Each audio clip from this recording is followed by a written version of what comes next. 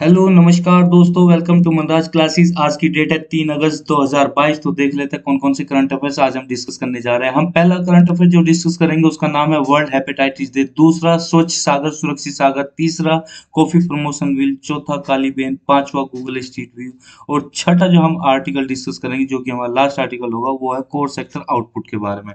तो current affair discuss करने से पहले एक छोटी सी रिक्वेस्ट, प्लीज हमारे चैनल को सब्सक्राइब कर लीजिए, लाइक कर दीजिए, शेयर कर दीजिए और बेल आइकन दबा दीजिए ताकि आपको अपडेटेड नोटिफिकेशन मिलते रहे। तो बढ़ते हैं पहले आर्टिकल की तरफ। हमारा पहला आर्टिकल वर्ल्ड हेपेटाइटिस डे के बारे में।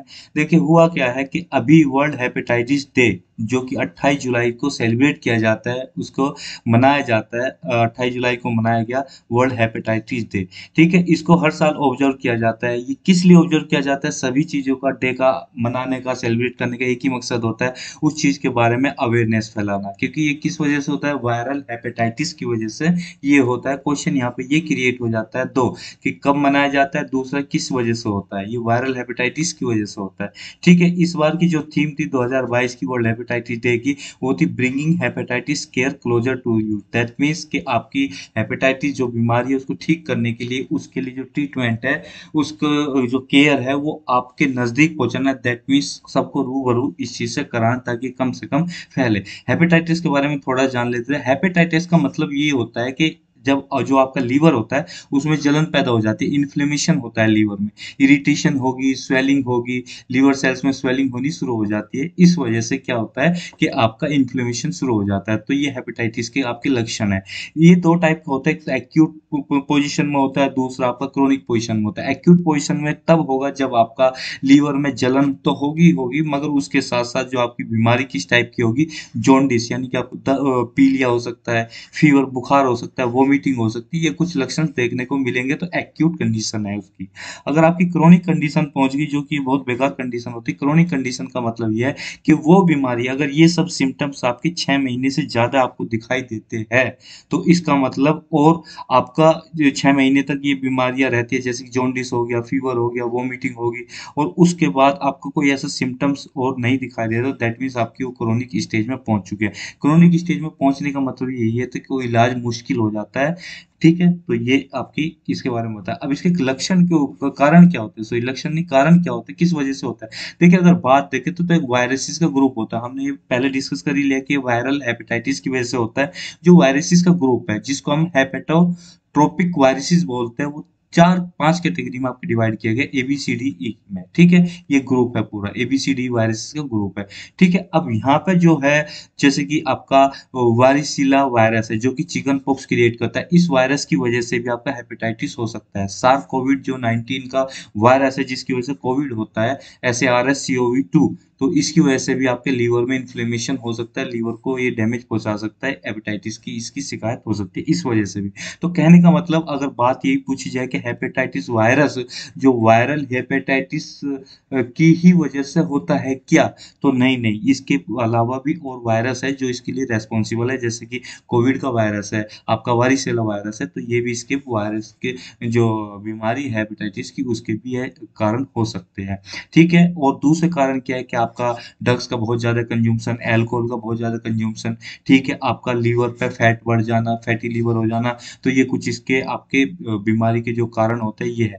हेपेटाइटिस एक तरह की कम्युनिकेबल डिसीज है। तो जितने भी हमने पॉइंट्स यहाँ पे डिस्कस किए, ये क्वेश्चन में घुमा फिरा के आपसे पूछे जा सकते हैं, तो यहाँ से ही क्वेश्चन कई सारे क्रिएट हो जाते हैं। आगे बढ़ते हैं, इसके ट्रीटमेंट की अगर बात करें, इसका ट्रीटमेंट क्या है? देखो, हेपेटाइटिस ए और जो ई है, ये तो सेल्फ लिमिटिंग है। सेल्फ लिमिटिंग का मतलब, अगर ये हो जाता है तो ये अपना कुछ टाइम बाद ठीक हो जाता है, इसके लिए कोई एंटीवायरल मेडिकेशन की जरूरत नहीं होती। मगर स्पेशली हम हेपेटाइटिस बी और सी की बात करें, वो बी और सी में भी पी की बात करें, इसके लिए इफेक्टिव मेडिसिन अवेलेबल है, मगर इस पर बहुत ध्यान देने की जरूरत होती है। दैट मीन्स हेपेटाइटिस बी ज्यादा आपका खतरनाक होता है। अगर पूरे वर्ल्ड की बात करें हेपेटाइटिस के केसेस की, 354 मिलियन पीपल इस बीमारी से ग्रसित है, जिसमें हेपेटाइटिस हेपेटाइटिस बी और सी की ही शिकायत आपको ज़्यादा देखने को मिलेगी। और साउथ ईस्ट एशिया की बात करें, साउथ ईस्ट एशिया में टोटल ग्लोबल उसका ये बीमारी का आपको 20% ग्लोबल मोर्बिडिटी का 20% आपका साउथ ईस्ट एशिया में देखने को मिलता है, जिसमें से 95% जो इसकी लीवर की बीमारी से जो डेथ होती है उसमें किस वजह से लीवर सिरोसिस होता है, लीवर कैंसर होता है, वो हेपेटाइटिस बी या सी वायरस के होने की वजह से ही होती है। जो आपका हेपेटाइटिस बी हो या हेपेटाइटिस सी का जो आपकी डिसीज होगी, इसकी वजह से ही ये बीमारियां मतलब डेथ हो जाती है। ठीक है। अगर इंडिया की बात करें कि इंडिया कहाँ स्टैंड करता है, तो इसमें वायरल हेपेटाइटिस की वजह से ही ज़्यादातर आपका जो हेपेटाइटिस वायरस ए और थ्रू ई के थ्रू ही वायरल हेपेटाइटिस से फैलता है, बीमारी होती है।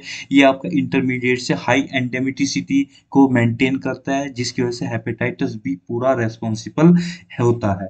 ठीक है। इंडिया की अगर हम बात कर रहे हैं, 40 मिलियन जो है क्रोनिक जो आपके पेशेंट होते हैं, या ये कहिए आपको 11% पूरे ग्लोबल जो आपकी क्या नाम ये हेपेटाइटिस डिसीज का जो बर्डन है, ग्लोबल बर्डन है, उसको 11% आपके यानी कि 40 मिलियन तो इंडिया में ही है वो प्रीविलेंस जो देखने को मिलता है।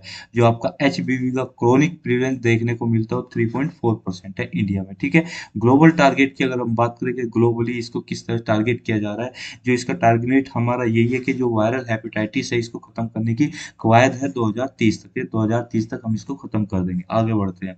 ठीक है। अगला आर्टिकल हमारे स्वच्छ सागर सुरक्षित सागर कैंपेन के बारे में। हुआ क्या है, मिनिस्ट्री ऑफ अर्थ साइंस ने, ठीक है, पूरे कोस्ट जो आपका कोस्टल एरिया है, तो इसको पूरे कोस्टल एरिया को क्लीन करने के लिए स्वच्छ सागर सुरक्षित सागर कैंपेन चलाई हुई है, जिसमें से 75 बीच 75 दिन में हमें क्लीन करना है। ये पूरी क्लीन अप ड्राइव है। ठीक है। तो देखिए हर पर डे आपको एक बीच को क्लीन करना होगा। इसके बारे में थोड़ा सा और जाने, ये अपने आप में पहली बार हिस्ट्री में अपने आप में अनूठी ये क्या है कैंपेन है, जिसमें ये आपकी लॉन्गेस्ट रन कैंपेन होगी, जिसमें पूरे कोस्टल एरिया को, आपके जो इंडिया का कोस्टल एरिया है उसको क्लीन किया जाएगा। क्लीन क्या किया जाएगा, जो आपके जैसे कि प्लास्टिक्स है और भी कई सारे आपके जैसे वुड है जो इकट्ठा हो जाता है किनारे पे, आपके सोर्स पे इकट्ठा हो जाता है, उनको क्लीन करने के लिए आपका ये पूरी कैंपेन चलाई जा रही है। इसमें बहुत सारे लोग पार्टिसिपेट कर रहे हैं। कहने का मतलब highest number of people participating in it. ठीक है। जो कैंपेन है आपकी, जो ये कब कल कल कल्मिनेट होगी, यानी ये कब इसका वो होगा, ये कब खत्म होगी, ये 17 सितंबर 2022 को खत्म होगी। वो उसी दिन ही कब खत्म होगी, क्योंकि इस दिन हमें international coastal clean up day celebrate करना होता है। ठीक है। कहने का मतलब क्वेश्चन ये हुआ कि international coastal clean up day कब सेलिब्रेट करते हैं, वो 17 सितंबर 2022 इस बार की बात कर रहा हूँ। तो 17 सितंबर को हम सेलिब्रेट करते हैं। अगर क्वेश्चन आ जाए तो, हालांकि इतना इंपॉर्टेंट क्वेश्चन नहीं है, बस ये ध्यान रखो, Swachh Sagar Surakshit Sagar campaign ministry of earth science ने चलाई है। इसमें हम क्या करते हैं, कोस्ट को क्लीन करेंगे। इसमें 75 बीसीज को इंक्लूड किया गया है। ठीक है। आगे बढ़ते हैं। इसका एम यही है कि पब्लिक में बीचेस को क्लीन करने के साथ साथ एक अवेयरनेस आएगी, लोगों में अवेयरनेस आएगी कि हमें अपने जो आसपास का कोस्टल एरिया है वो क्लीन करना क्यों जरूरी है। उसका एक्यूमुलेशन ना होने दे, जो आपका वो है गार्बेज है उसका एक्यूमुलेशन ना होने दे, जिससे कि आपके ओशंस पे नेगेटिव इफेक्ट पड़ता है। ठीक है। कोस्ट लाइन को क्लीन करना बहुत जरूरी है। ठीक है। आगे बढ़ते हैं। ठीक है। अब ग्लोबल की बात कर ले कि ग्लोबल लेवल पे क्या चीज चली जा रही है, तो हो रहा है कि international coastal clean up day तो हम मनाते ही है, जो अभी हमने 17 सितंबर को डिस्कस किया। इस दिन हम international clean up coastal clean up day मनाते हैं। ये वैसे अगर देखा जाए तो थर्ड सैटरडे को मनाया जाता है। सितंबर का जो थर्ड सैटरडे होता है, हर साल थर्ड सितंबर को ये मनाया जाता है। इस बार क्या है, 17 सितंबर 2022 को इसको सेलिब्रेट किया जाएगा। इसका मेन काम यही होता है कि हम पूरा बिहेवियर चेंज लेके आए, कि पूरे पॉपुलेशन में एक मास बिहेवियरल चेंज लेके आए, ताकि लोगों में अवेयरनेस आए कि हम जो प्लास्टिक का यूजेस को बंद करें, अपने कोस्ट को क्लीन रखें। कोस्ट को क्लीन नहीं, अपने घर के आसपास के जो ड्रेनेज होते हैं, जो आपका जो आसपास का जो एरिया होता है उसको क्लीन रखें, ताकि उसको प्लास्टिक पोल्यूशन फ्री कर दे। ठीक है। मरीन लाइफ को काफी हद तक इसमें आराम मिलेगा और स्वच्छ हेल्दी मरीन लाइफ हो सकेगी। ठीक है। इसके थ्रू मतलब इसके रेस्पेक्ट में हमने एक मोबाइल ऐप भी लॉन्च किया था, जिसका नाम था इको मित्रम। इको मित्रम से यहाँ पे सेंस आपको आ ही रही होगी कि इको मतलब इकोलॉजी या एनवायरनमेंट से लेकर है, मित्रम से मतलब दोस्त, यानी कि जो एनवायरनमेंट का दोस्त हो, इस तरह की कोई ऐसा इनिशिएटिव, कोई ऐसी चीज हम काम करने जा रहे हैं। तो इसको लॉन्च किया था अवेयरनेस फैलाने के लिए। ठीक है। इस कैंपेन का मकसद ओवरऑल हमारा यही तो है। के लोगों में अवेयरनेस आएगी। और इसमें ऐसा नहीं है कि सबको कंपलसरी है, जो भी मतलब आदमी अपना अपनी इच्छा से इसमें कैंपेन में पार्टिसिपेट करना चाहता है वो कर सकता है, किसी के ऊपर कंपल्सन नहीं है। मगर मोरल ड्यूटी सभी की बनती है कि सभी लोग पार्टिसिपेट करें। इसका ऑब्जेक्टिव क्लीनलीनेस कैंपेन है। ये आपकी मरीन लीटर्स को रिड्यूस करेगा, यानी कि जो आपकी मरीन लाइफ में जो आपके सीज में गंदगी होती है उसको रिड्यूस करेगा। ये प्लास्टिक के यूज को कम करेगा और लोगों को ये एनकरेज करेगा, लोगों को में जागरूकता फैलाएगा। जो आपका वेस्ट क्रिएट होता है सोर्स पे, यानी कि waste at source, segregation of waste at source and waste manage क्या मतलब आप जैसे कि आपका सी बीचेस होते हैं, ठीक है, वहाँ पे कोई आपके रिसोर्स बने होते हैं तो लोग पिकनिक मनाने के लिए आते हैं, तो वहाँ पे दुकानें होती है, शॉप्स होती है, वहाँ पे लोग बियर खरीदते हैं, चिप्स खरीदते हैं और भी कई सारी पैकेज चीजें खरीदते हैं, तो वही खा कर वहीं पे फेंक देते हैं बोतल्स को। तो कहने का मतलब आपका कहाँ पे जनरेट हुआ ये बीचेस पे ही जनरेट हुआ। अब बीचेस पे जनरेट हुआ तो सेग्रीगेशन उसका क्या है, सेपरेशन कर लिया जाए कि आपका जो लिक्विड वेस्ट है उसको अलग कर ले, सॉलिड वेस्ट उसको अलग कर ले, वेट और ड्राई वेस्ट को अलग कर ले उनका, उससे फिर वेस्ट का सही से मैनेजमेंट हो सकेगा। इसमें यही बात बोली गई है। अगला आर्टिकल हमारा कॉफी प्रमोशन बिल के बारे में। देखिए अभी क्या है, गवर्नमेंट ऑफ इंडिया क्या करने की कोशिश कर रही है कि कॉफी बिल को इंट्रोड्यूस करने की कोशिश की है, जिससे कि आपकी पूरी इसकी फंक्शनिंग को मॉडर्नाइज किया जा सके। दैट मीन्स इसमें टेक्नोलॉजी का इस्तेमाल किया जा सके, स्टेट ऑफ आर्ट टेक्नोलॉजी का इस्तेमाल करके इस पूरे बोर्ड को आपको, यानी पूरी इसकी जो सेक्टर है, कॉफी सेक्टर है, उसको क्या किया जा सके, मॉडर्नाइज किया जा सके। कॉफी सेक्टर मॉडर्नाइज होगा तो इससे एक फायदा ये होगा, एक्सपोर्ट भी बढ़ेगा, एक्सपोर्ट बढ़ेगा तो आपका जो डोमेस्टिक मार्केट में बहुत ज्यादा डेवलपमेंट आएगा और उसको बहुत बड़ा सपोर्ट मिलेगा। ओवरऑल हमारे कॉफी सेक्टर का रेवेन्यू बढ़ेगा, कॉफी सेक्टर का रेवेन्यू बढ़ेगा तो क्या होगा, इंडिया का ओवरऑल जीडीपी बढ़ेगा। तो अब इस बिल के बारे में डिस्कस कर लेते हैं। तो एक बात तो हमने डिस्कस ये कर ही ली कि इसको मॉडर्नाइज करने की कोशिश की जा रही है इस बिल के थ्रू, ठीक है, इसकी फंक्शनिंग को क्या मॉडर्नाइज करने की कोशिश की जा रही है, ठीक है। अब ये कौन कौन सी ऐसी प्रॉब्लम्स है जिनको ये एड्रेस करने की कोशिश करेगा। देखो एक तो ये आपको प्रोडक्शन में सपोर्ट करेगा, प्रोडक्शन को बढ़ाएगा, रिसर्च में आपका एक तरह से एनहांसमेंट करेगा, यानी कि रिसर्च को ये एक तरह से ऊपर लेके जाएगा, क्योंकि रिसर्च अच्छी होगी तो आपका कॉफी का प्रोडक्शन भी अच्छा होगा। ऐसी आपकी वैरायटी ऑफ सीड्स क्रिएट की जा सकेगी, उन पर रिसर्च की जा सकेगी जो ज़्यादा हाई यील्ड दे सके आपकी कॉफ़ी की।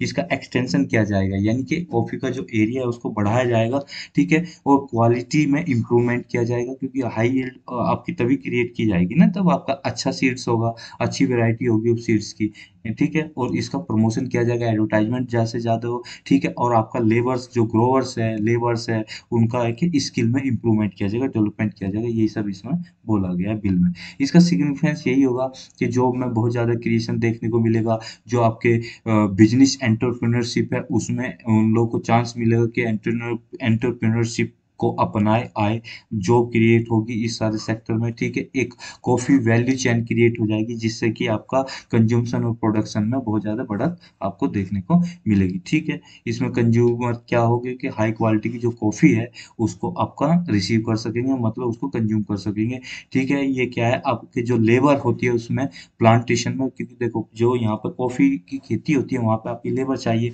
और उसके इंटरेस्ट को भी प्रोटेक्ट करेगा, क्योंकि इसमें ऐसी आपके प्रोविजंस किए गए जिससे कि लेबर्स का आपकी टाइमिंग को थोड़ा सा एडजस्ट किया गया है, उनके वेजेस को बढ़ाया गया है, और जो आपकी प्रोसेसिंग यूनिट जो प्लांट लगा होता है उसकी आपकी क्या है, क्लीननेस को लेकर और उसकी आपकी मॉडर्नाइजेशन को लेकर इसमें क्या किया गया, मतलब प्रोविजंस किए गए हैं, ठीक है।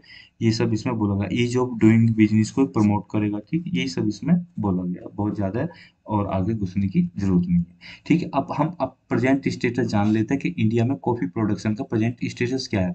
एक्चुअली अगर देखा जाए तो over and all 10 coffee producing countries है वर्ल्ड में, जो लगभग आपके क्या नाम, जो वर्ल्ड में 10 कॉफी प्रोड्यूसिंग है उसमें से इंडिया एक है, ठीक है, इंडिया का एक नाम आता है, ठीक है।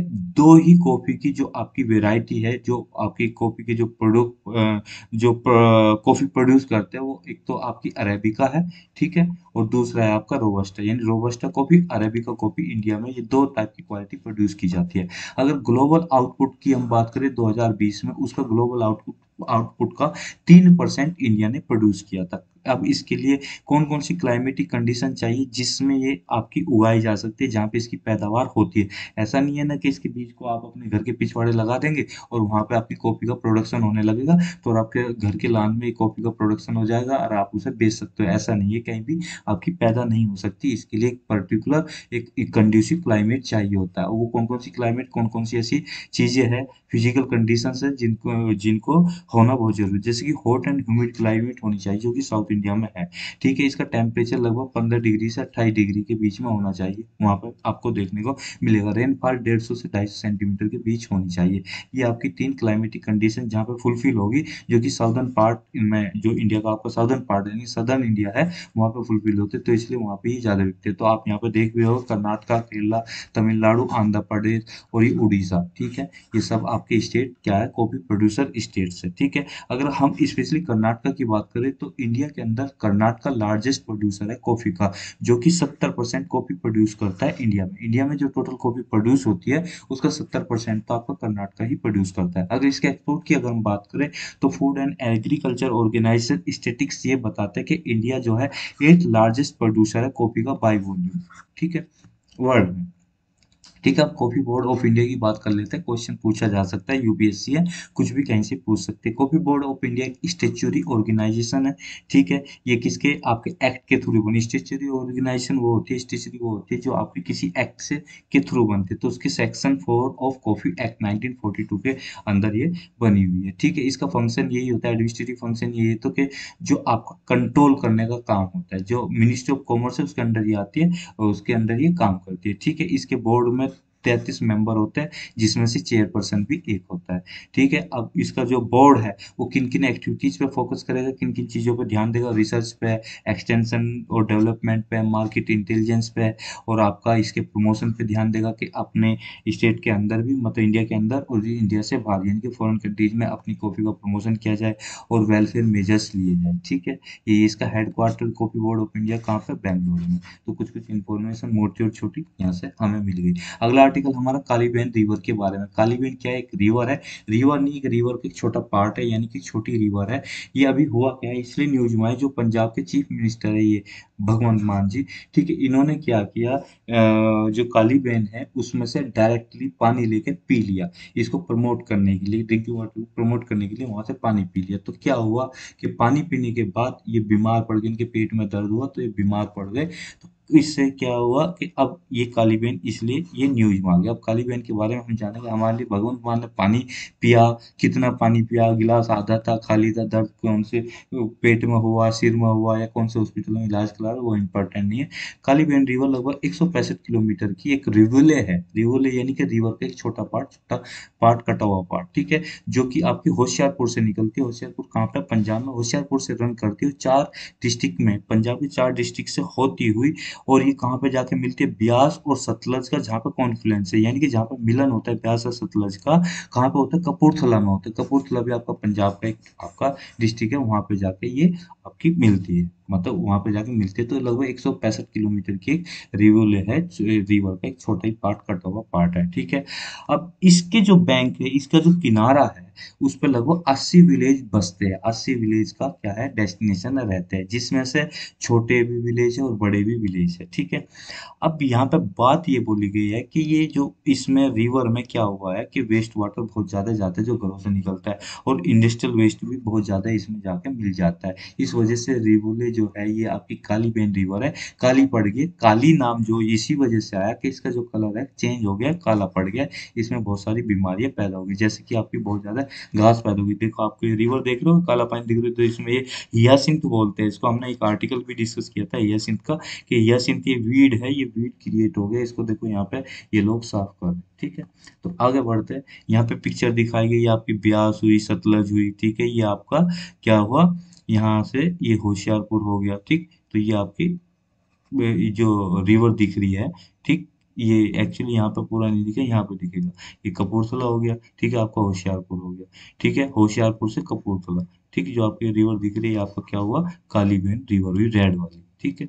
तो ये पिक्चर जस्ट शो दिखाने के लिए, हालांकि इम्पोर्टेंट नहीं है, ठीक है, बस इसका सिग्निफिकेंस इंपॉर्टेंट है। इसका क्या है, सिख रिलीजन में इसकी एक हिस्ट्री है, इसका बहुत ज़्यादा सिग्निफिकेंस है। ये बताया जाता है जो गुरु नानक देव जी थे, सिख गुरु थे सिख धर्म के, वो एक कहते हैं कि यहाँ पे उन्हें क्या ज्ञान प्राप्त हुआ था। ठीक है, जब गुरु नानक देव जी ने यहाँ पे सुल्तानपुर लोधी जो जगह है वहाँ पे काली बहन रिवर में बाथ किया था, बाथ ली थी, यानी कि वो नहाए थे। उन्होंने जो पहली डुबकी लगाई, तो ये बोला जाता है पहली डुबकी लगाने पे वो गायब हो गए पहले दिन में, और गायब होने से तीसरे दिन वो पानी से निकले।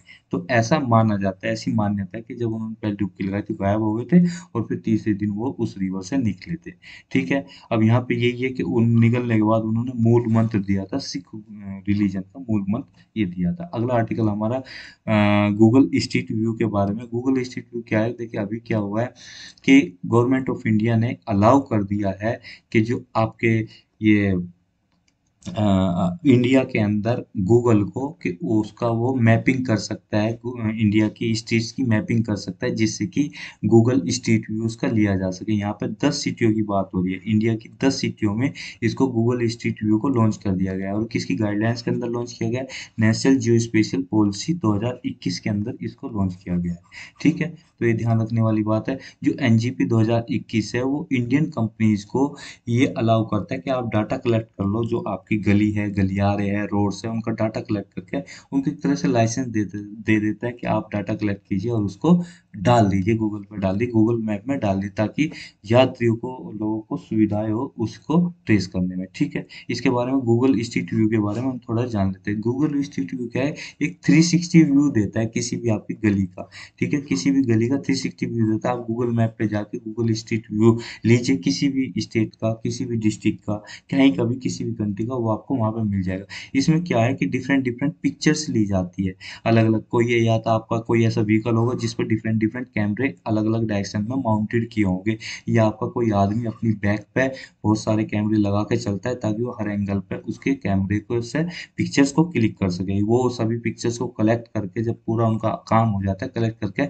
उनको फिर एक तरह से पैचअप कर दिया जाता है। पैचअप करके फिर गूगल पूरा वो क्या है ना, पूरी जो स्ट्रीट है या जो भी, जहाँ का भी आप स्ट्रीट व्यू लेना चाह रहे हैं, तो 360 व्यू आपको मिल जाता है। आपको अगर अभी भी समझ में ना आए तो आप ऑनलाइन जाके आपको 360 व्यू किसी भी स्ट्रीट का देख लीजिए गूगल पे जाके। ठीक है, ये आपका एंड्रॉइड सिस्टम के लिए भी होगा, और आपका एप्पल के जो उसका ऑपरेटिंग सिस्टम उनके लिए भी होगा, और वेब व्यूअर भी आपको ये देख सकते हैं। इसकी रेस्ट्रिक्शंस पहले क्या थी, इंडिया में रेस्ट्रिक्शंस लगी हुई थी कि गूगल को अलाउ नहीं किया था, वो अपना इंडिया के स्टेट्स का व्यू नहीं ले सकता था, इस रीजन से, इस कारण से नहीं ले सकता क्योंकि सिक्योरिटी पर्पस है। अगर मान लीजिए जैसे कोई व्हीकल है, व्हीकल पर नंबर प्लेट लगी होती है, ठीक है, व्हीकल है या हाउसेज है, हाउस नंबर प्लेट लगी होती है, तो कहीं ना कहीं आपकी प्राइवेसी और सिक्योरिटी क्या है, कॉम्प्रोमाइज हो सकती है। तो इसलिए अलाउ नहीं किया था गूगल को रेस्ट। और कुछ ऐसे रेस्ट्रिक्टेड एरिया है, जैसे कि आपका डिफेंस इस्टेब्लिशमेंट हुआ, जहाँ पर मिलिट्री है, डिफेंस एरियाज है,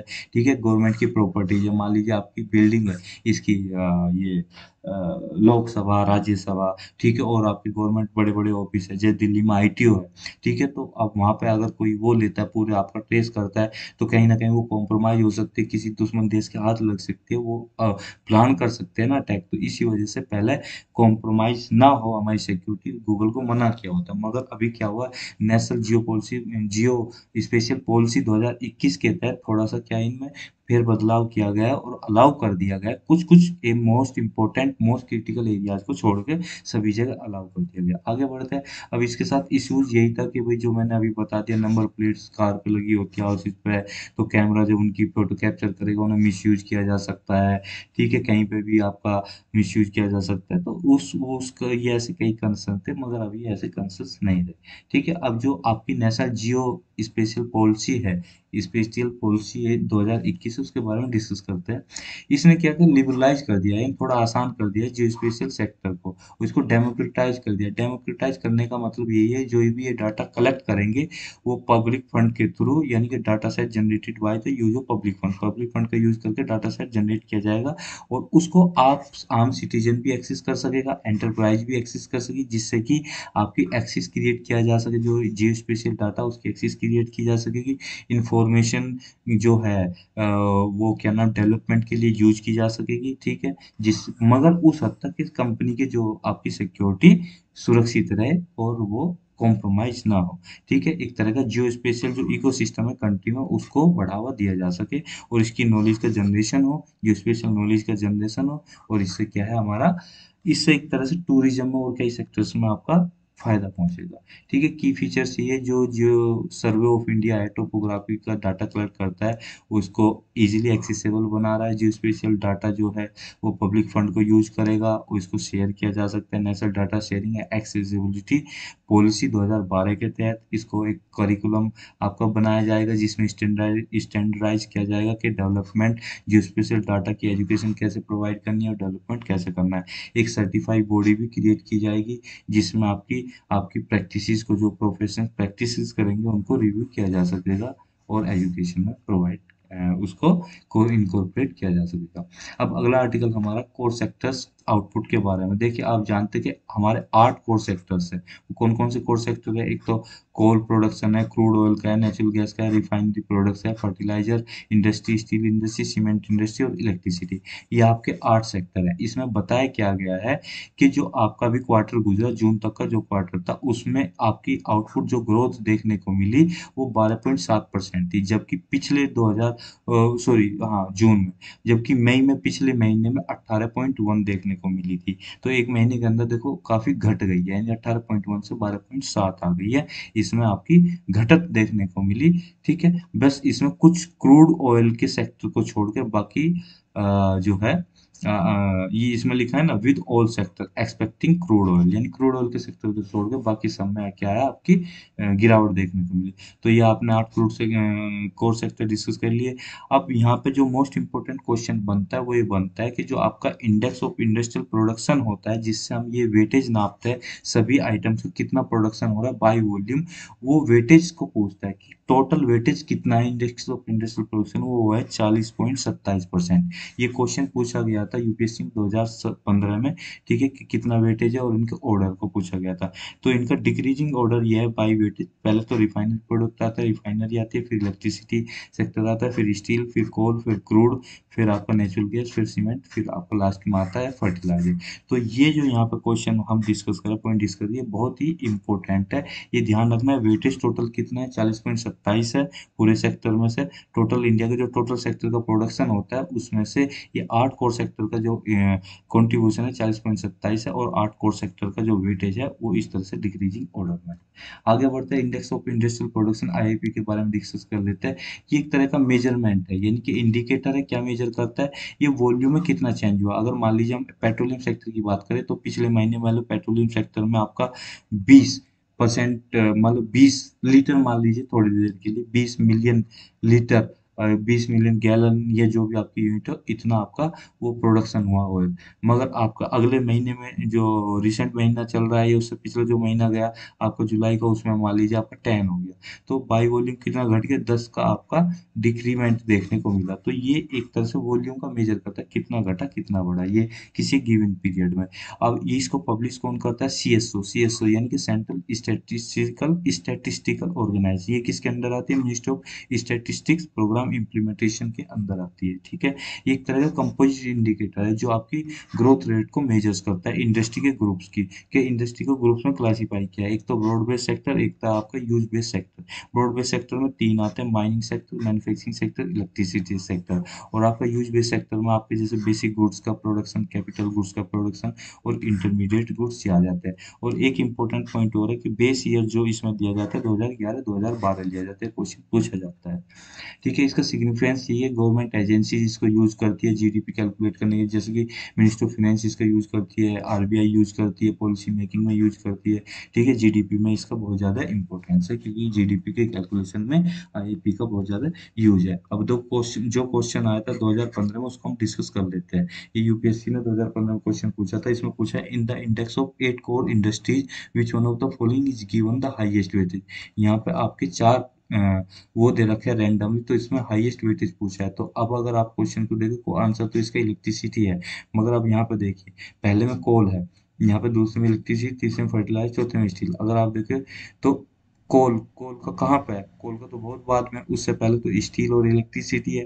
यानी कि इलेक्ट्रिसिटी का पहले हो गया तो कोल तो खत्म हो जाता है। तो इलेक्ट्रिसिटी पहले, उसके बाद फर्टिलाइजर, फर्टिलाइजर सबसे एंड में आता है, तो ये तो हो ही नहीं सकता। ठीक है, स्टील। तो कोल से ज्यादा है स्टील, स्टील से ज्यादा इलेक्ट्रिसिटी। तो अगर हम बात करें तो पहले नंबर पे कौन हो गया? इलेक्ट्रिसिटी। दूसरे नंबर पे आपका हो गया क्या? स्टील। और इसमें बहुत कुछ हो गया, मैं थोड़ा साफ कर लेते हैं। अब देखते हैं पहले नंबर पर कौन हो गया? इलेक्ट्रिसिटी। दूसरे नंबर पर आपका हो गया स्टील। तीसरे नंबर पर आपका हो गया कोल, और चौथे नंबर पर आपका हो गया फर्टिलाइजर। तो ये इन ऑप्शंस में ये इनका ऑर्डर है। तो ये था हमारा आज का डिस्कशन। आज इस डिस्कशन में इतने। Thank you very much for discussion.